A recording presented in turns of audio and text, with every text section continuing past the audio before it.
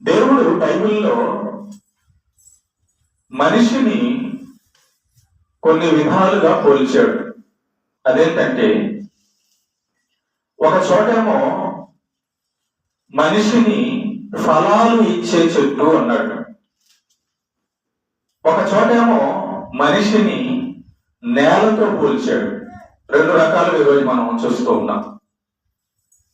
మనిషి ఒక మంచి నేలలాగా ఉండవలసిన వాడంట. మనిషి ఒక మంచి ఫలాలు ఇచ్చే చెట్టులాగా ఉండవలసిన వాడంట. దేవుడు ఏ విషయం చెప్పినా కూడా ఈ కంటిలో మనకు కనబడేటటువంటి ప్రకృతిలో దాన్ని ఆధారం చేసుకునే ఉదాహరణగా మనకు చెప్తాడు, మనకు అర్థం కావడానికి.